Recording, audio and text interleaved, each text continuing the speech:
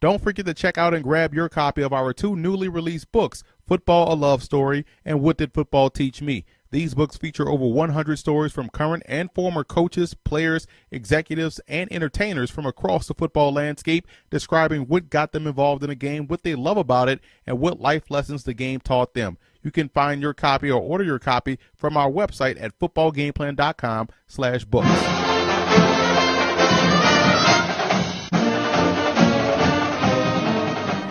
Welcome to footballgameplan.com, where football makes sense. I'm Emery Hunt, the czar of the playbook, bring you our preview of the 2015 Birmingham Bowl between the Auburn Tigers and the Memphis Tigers. And let's start this video off by taking a look at my keys to victory. Starting with Auburn in this ball game, they have to avoid the critical mistakes, and that ties right into their passing game. They have to make sure they protect the football, keep that balance going, but when they do throw the football, they have to make sure they're accurate, they're concise, and they avoid those critical mistakes that could plague a football team early on. I think defensively, it's about taking away the short passing game of Memphis. That way you can play tighter to the line of scrimmage, rally up, make a tackle in space, and you want to force a guy like Paxton Lynch to go deeper down the field. I think that's a win for this Auburn defense, but taking away the short passing game could lead them to success versus Memphis. And the first quarter is of the utmost importance. It's important, I believe, for Auburn to get off the bus, ready to play both offensively and defensively. How they start this game will ultimately determine how well they finish.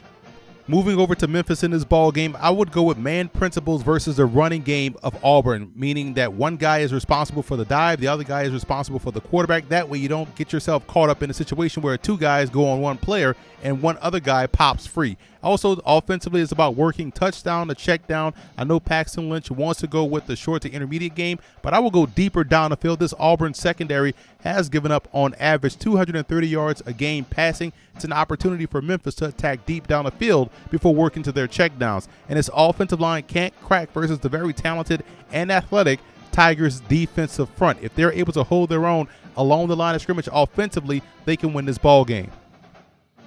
I like Memphis in this ball game. This is a football team that's not afraid of the big stage nor the big opponent. They've proven that time and time again this season, and I like the way defensively they are able to create their own opportunities, which puts the football back in the hands of their high-octane explosive offense. Now we have the Birmingham Bowl, and you have Auburn going against Memphis. My X factor for Auburn is going to be linebacker Chris Frost, and he's their best player on defense. And I think that they're going to need to use him early to set the tone. He's a guy that could play the pass well. He also could play the run well. He has a nose for the football. So he's going to be my X factor. And I think they're going to need to use him early to set the tone against this Memphis team that has a very good passing attack. And for that reason, Paxton Lynch is going to be my X factor for Memphis, and he's a guy that's a very good vertical passer. He's very accurate down the field with the football.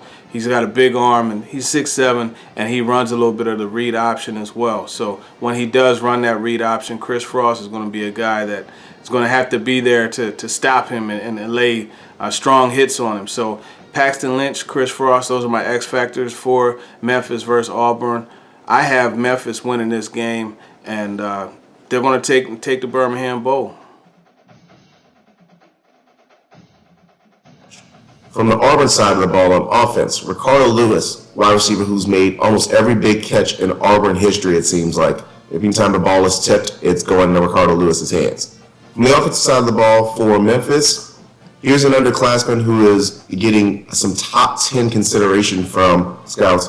That's Paxton Lynch, quarterback. He's got some big-time size at 6'6", 230, and he can throw the ball around and a little bit of mobility as well. Taylor Fallon, a guy who blocks for him, is an offensive tackle who should possibly get some looks. And Mose Frazier, wide receiver, he is a guy who has gotten quite a few targets from Paxton Lynch. On the defensive side of the ball, a lot of that early round talent is on Auburn's side, so it should be interesting matching up against that Memphis offense. As you have Jonathan Jones, the cornerback, Casanova McKenzie, an inside linebacker who seems like he's been there forever.